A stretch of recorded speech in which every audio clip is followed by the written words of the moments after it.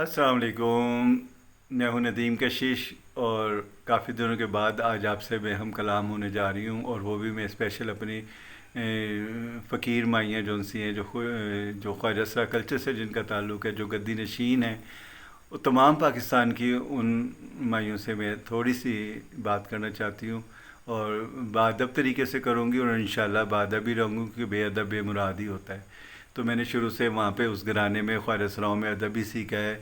बड़ों और बुज़ुर्गों के साथ कैसे रहना है, मोहल्ले में कैसे रहना है, इलाके में कैसे रहना है। मैं ख़ुद मुल्तान से चली, लाहौर में आई, वहाँ चेला सिस्टम में हुई, और यहाँ पे आके जब मैं बड़ी सरकार पे आई एक फ़कीर के दर पे, तो फिर मैंने वो जो हमारे अंदर एक फ़कीरी है, जो अंदर एक रूह है, जिससे हम अपना पहचाने जाते हैं, शनाख्त हमारी जो है वो रूह के साथ है।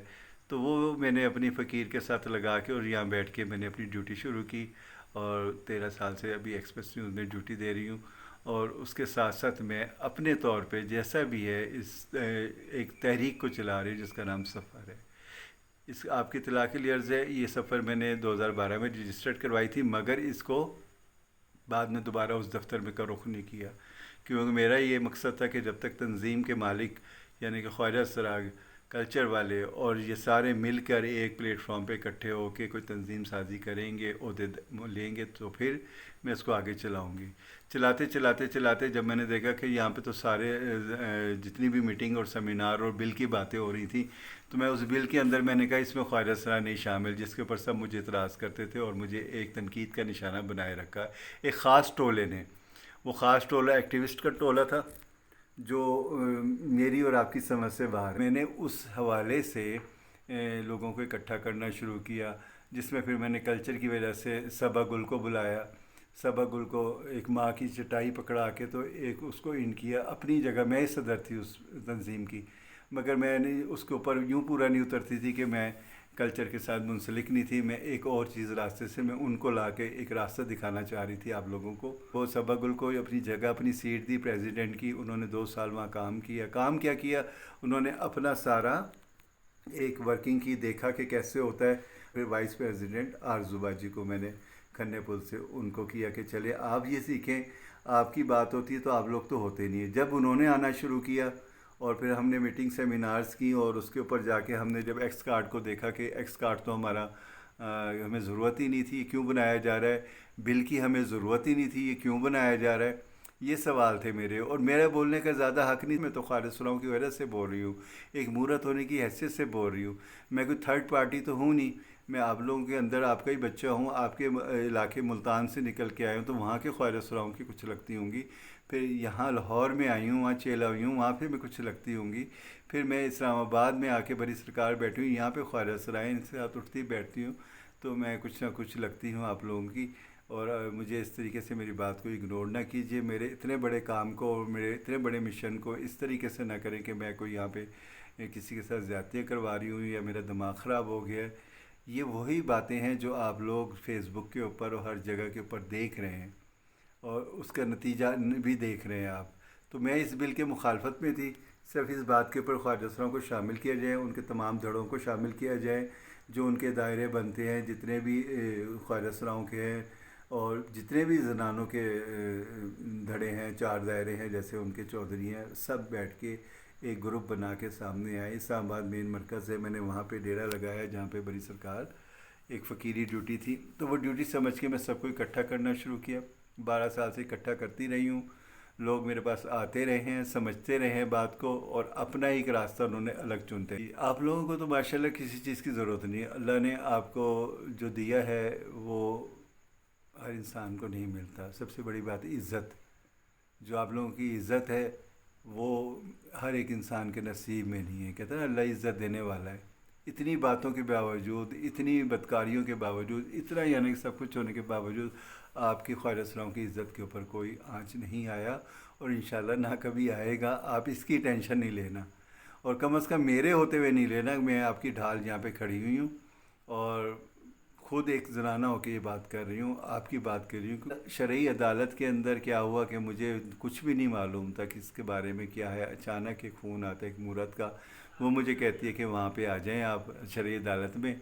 تو اسی طریقے سے وہاں پٹیشن ہے خواجہ سراؤں کے بارے میں، تو چلیں آپ وہاں پہ اچھا بولتی ہیں تو آ جائیں۔ میں وہاں چلی گئی، وہاں اس مورت نے اپنا بھی نام وہاں پارٹی میں لکھوایا، میرا نام پٹیشنر نے جو بھیجا اس نے میرا نام پارٹی میں رکھ دیا۔ کبھی زندگی میں عدالت نہیں گئی، جا کے کسی کٹہرے میں نہیں کھڑی ہوئی، خواجہ سراؤں کے لیے وہاں کھڑی ہوئی، ان کے لیے میں بھی خواجہ سرا تھا، ٹھیک ہے نا۔ ان کے لیے وہ باجی آرزو کو میں نے بلایا، میں نے کہا باجی آرزو آپ بھی لازمی آنا ہے، کیونکہ یہ شرعی عدالت کا کام ہے، اونچ نیچ کا کام ہے، بہت بڑی باریکی کا کام ہے، بہت سارے سوالات اٹھ سکتے ہیں، تو آپ وہاں ضرور آئیے گا۔ اور وہاں پھر زہرا تھی، ان کی بیٹی بنی ہوئی میری شاگرد ہے گنڈا بند، اس کو میں نے کہا کہ کوئی نہ کوئی خواجہ سرا برادری سے آپ لوگوں کی طرف سے آئے، یہ نہ ہو کہ پھر بار بار وہی جو ٹولہ ہے وہ آئے اور ان کو بتائے ہاں جی ایسے ہے، ایسے اسلام میں یہ بھی ہے، اسلام میں وہ بھی ہے۔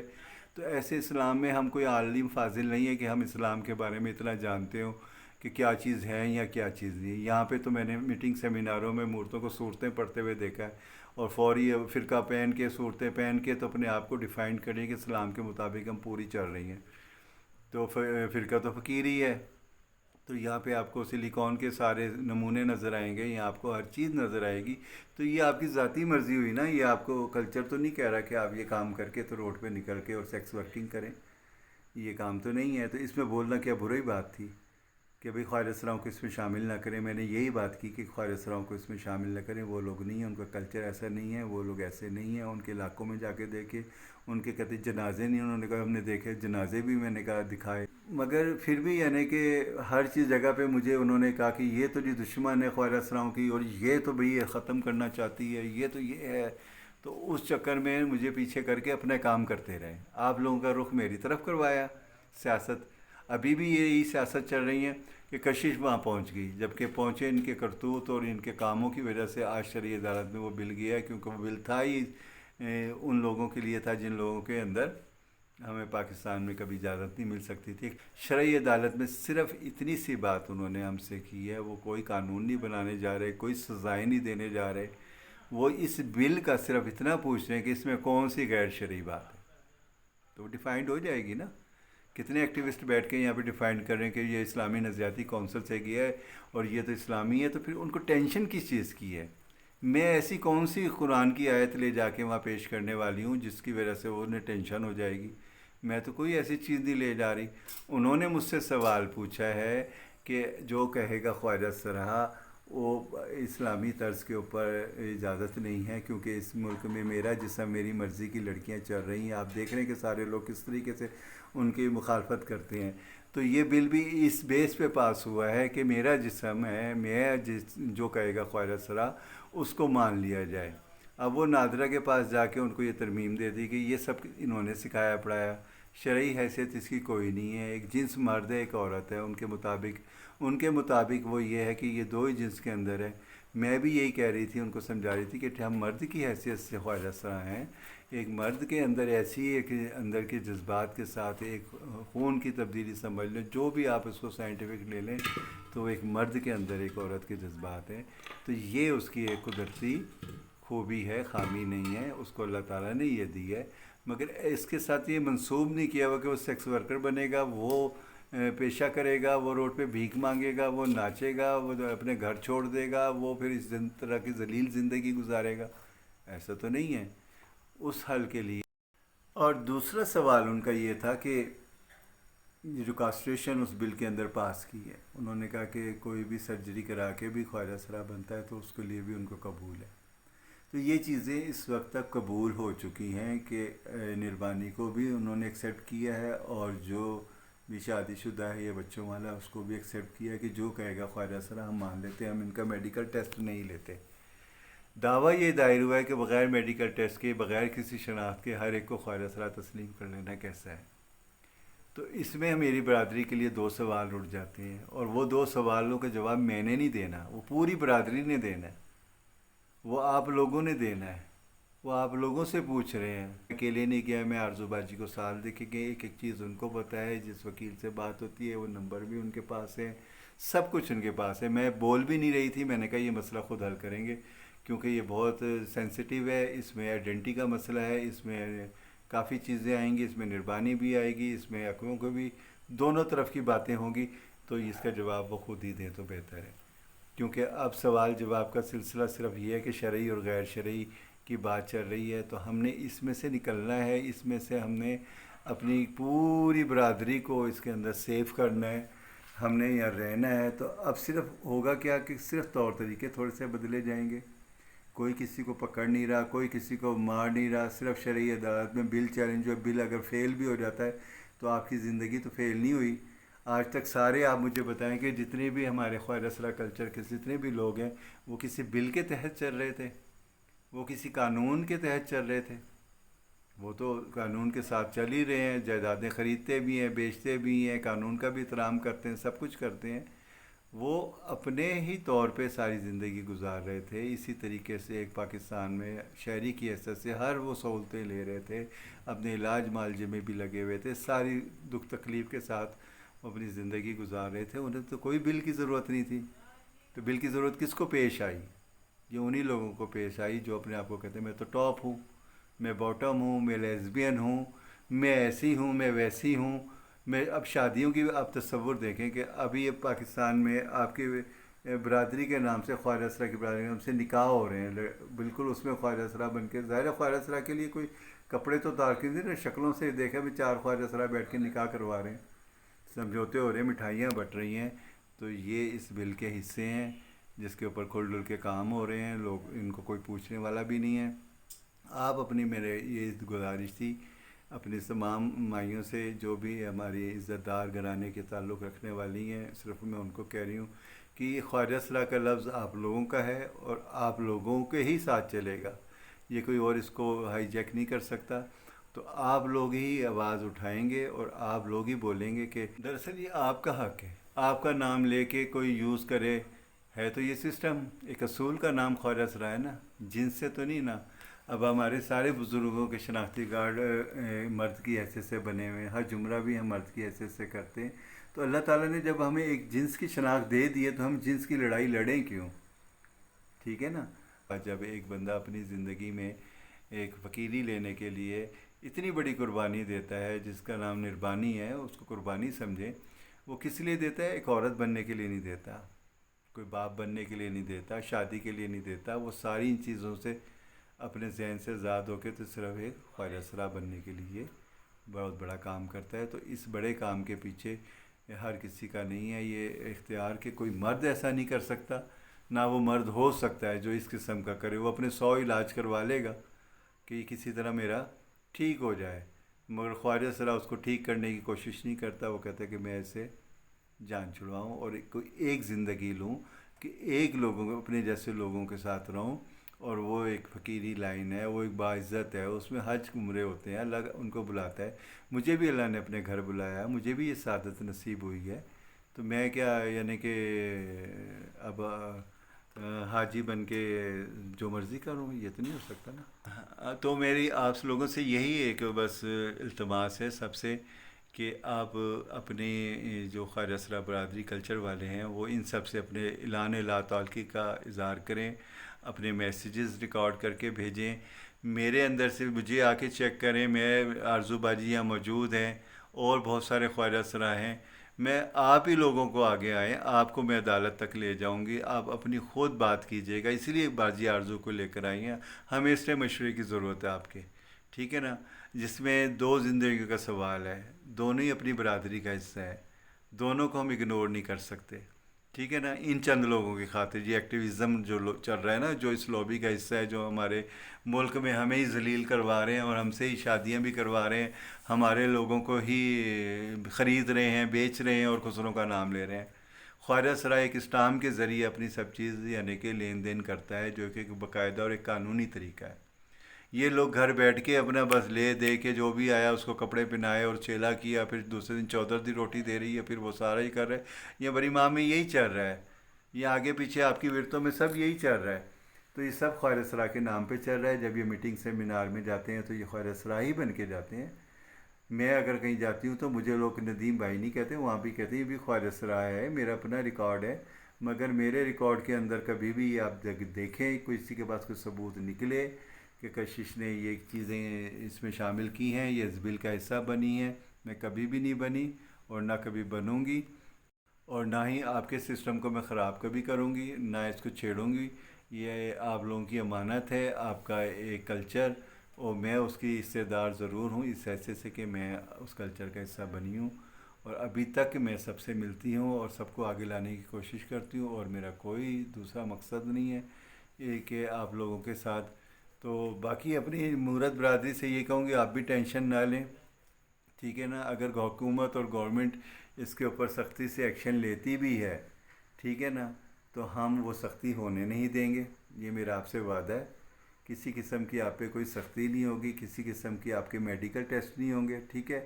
کسی قسم کے آپ کے اوپر زور پریشر نہیں آئے گا۔ یہ ایک عدالت کا ایک نارملٹی کچھ بندے نے کی ہے، اس نے مجھے پارٹی بنا دیا، اس میں نے نیاب علی کو بھی پارٹی بنایا ہے، اس میں ببلی ملک بھی پارٹی ہے، اس میں عائشہ مغل بھی پارٹی ہے۔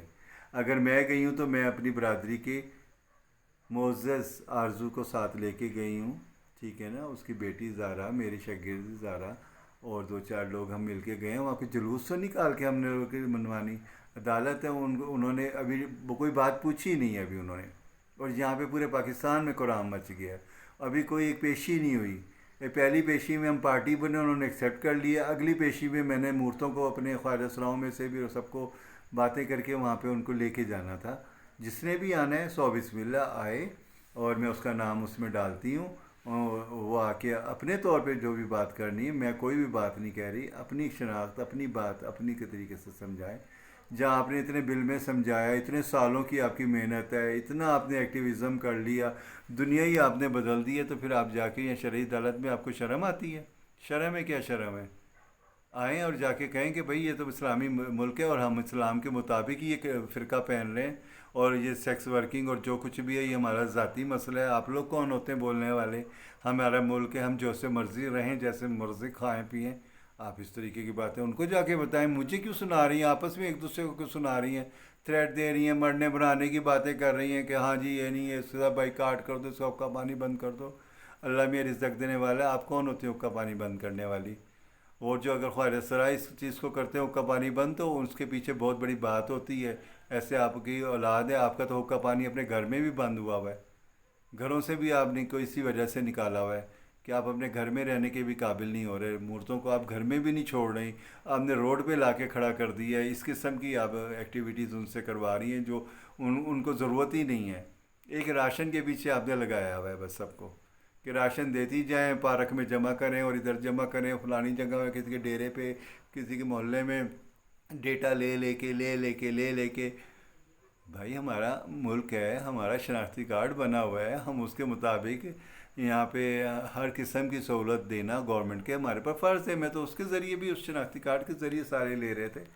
یہ علیحدہ سے شناختی کارڈ جس پہ حج عمرہ نہیں ہو رہا، ہمارے تو حج عمرے بھی ہو رہے ہیں، میں خود الحمدللہ کر کے آئی، میں بھی اللہ کا گھر دیکھ کر آئی ہوں، اور اللہ کو حاضر ناظر جان کے آپ سے بات کر رہی ہوں کہ میری طرف سے آپ دل میں کوئی میل نہ رکھیں، آپ جیسے کہیں گی ویسے ہی مجھے آپ کہتی ہیں، میں آج جا کے وہاں سے اپنا نام کٹوا کے اور آپ کو سلام کر کے ایک سائڈ پہ بیٹھ جاتی ہوں، مجھے کوئی ضرورت نہیں ہوگی، آپ کے حکم کی تعمیل ہوگی۔